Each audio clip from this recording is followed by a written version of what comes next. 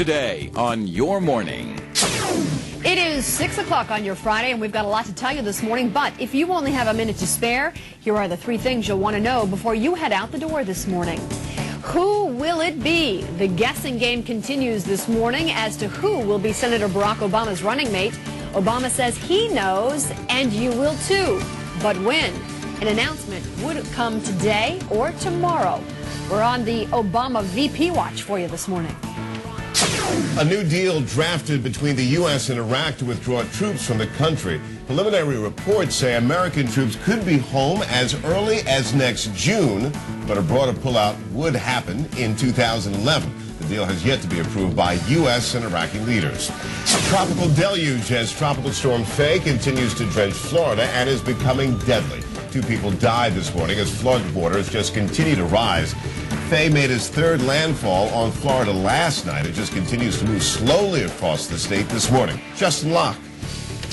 Yeah, you almost feel guilty for the nice weather we have up here out across the Northeast. Amazing weather, simply amazing, but will it hold true for the weekend? I've got that answer as your morning starts right now. Live from the Lowe's Hotel and the Comcast Network, it's Your Morning. Now, here are your hosts, Connie Cola and Greg Coy.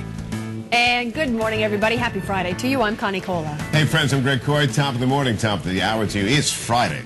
Yes, it is indeed. We got a lot happening, and particularly the forecast. You got weekend plans. Justin Locke has your out-the-door forecast. Morning's your buddy. Hey, good morning, you guys. Yeah, just beautiful weather here remains in place that we've seen it the last couple of days. It's going nowhere for today. Spectacular weather. High pressure still kind of in control. It's moving offshore. It's still going to be in control enough that we'll see plenty of sunshine today and into the upcoming weekend.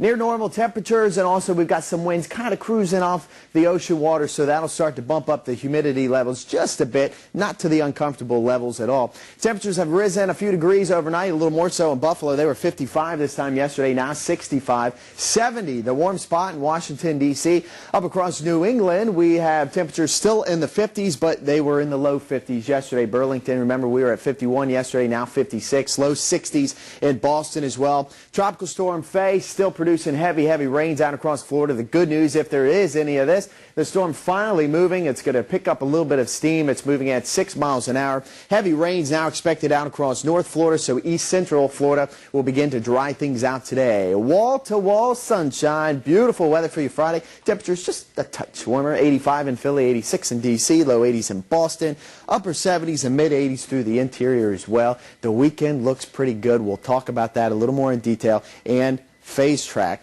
The complete track coming up in the next weather hit. Great. All right, man. Thanks a lot. You got it. Hey, 6:01, everybody. Also this morning, we're going to take a look at a debate that is happening really at a number of colleges across our region, the country, and it involves drinking. To lower the drinking age or not? That's the question. And will it solve anything? We're going to talk to a leader in the effort to lower the drinking limit. It's coming up a little bit later on in the show. Some people saying you can vote and you can go to war at 18. They want to know if you can drink at that age, too. And then we're going to look into the double mastectomy of actress Christina Applegate. Was it radical or rational? What you need to know when we talk to an expert about breast cancer later in this hour in Your Health.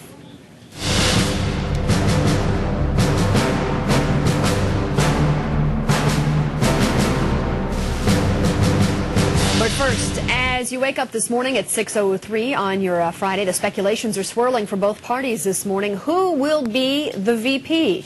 Who will be the second in command to the winner of the White House? Let's take a look at the Republicans first and John McCain's alleged short list. And we can take one name off the list, and that is Louisiana's governor. He claims he doesn't want the job. Many insiders feel Mitt Romney is McCain's choice in all of this since he's younger and could rally the conservative base and has the experience of balancing the budget in his home state of Massachusetts. And now on to the Democrats. Senator Barack Obama, the presumptive Democratic nominee, said that he has made his choice for a running mate, but won't say who it is. So here's the list of possible candidates. Delaware Senior Senator Joe Biden seems to be the leading candidate. He would certainly bring foreign policy experience to the table. Of course, there is always Senator Hillary Rodham Clinton of New York that many people think that he should include to make it a so-called dream ticket. It is down to the wire. Senator Barack Obama saying his running mate will campaign with him this weekend. So who will it be? Sandra Endo joins us live from Washington, D.C. with more on an announcement that could come anytime. Good morning, Sandra.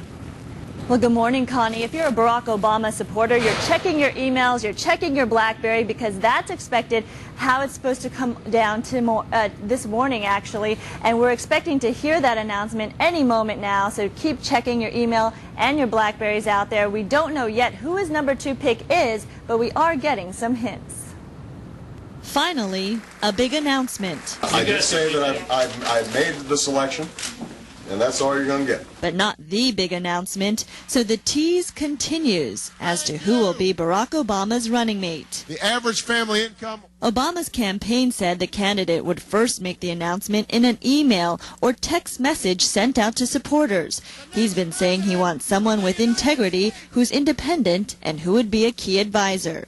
I want somebody who's not in it just because they want to have their name up in lights or end up being president. I want somebody who's mad right now that people are losing their jobs, and is mad right now that people have seen their incomes decline. The Democratic ticket is expected to campaign in Illinois Saturday. Speculation has been swirling around these names set to be on the short list: Delaware Senator Joe Biden, Indiana Senator Evan Bayh, and Virginia Governor Tim Kaine, who was out on the campaign trail with Obama Thursday. My sense is that they're going to make a very good pick. However they choose, they'll make a very wise pick. As for Republican contender John McCain, he's expected to announce his VP pick after the Democratic National Convention is over.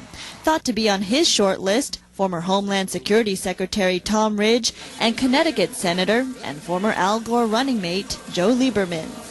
So this waiting game continues just days before the start of the Democratic National Convention, which kicks off Monday in Denver. Live in Washington, I'm Sandra Endo. Connie and Greg, back to you. Of course, Sandra, tomorrow Barack Obama has a big rally in Springfield, Illinois, which begs the question, why is he waiting so long to announce the VP?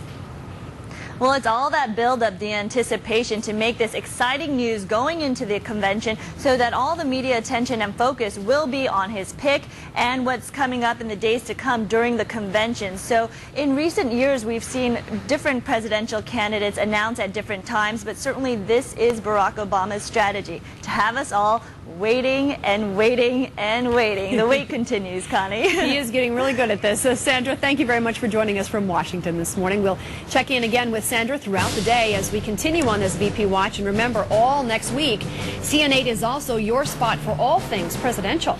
It's your co-host Lynn Doyle, Washington Bureau Chief Robert Tradham, and the host of Voice of Reason, Larry Kane, will bring you all you need to know from the Democratic National Convention in Denver, Colorado. Virginia Governor Tim Kaine told the West Virginia governor he was on the short list, but after Obama campaigned together, they said the body English wasn't like, we're together. It was sort of like, oh, okay. Right. I'm not know really what's going on. 6:06, everybody. Let's check the rest of the morning news now with Linda Kurtz.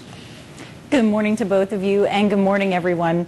Tropical Storm Faye never made it to hurricane status, but it's certainly causing devastation throughout Florida. At least 2 women are dead after drowning as they swam in choppy waters, and the number of deaths in the Caribbean has climbed to 23. Meantime, 4 days of heavy rain has caused massive flooding in the Sunshine State. Damages in the hardest hit area of Brevard County are said to be in the millions of dollars. Will Iraq and the U.S. are one step closer on a deal to pull out American forces. Officials reached a preliminary agreement on a timetable where some troops could leave by next June. There could be a broader withdrawal by 2011. One source of disagreement that still remains: immunity for U.S. military contractors.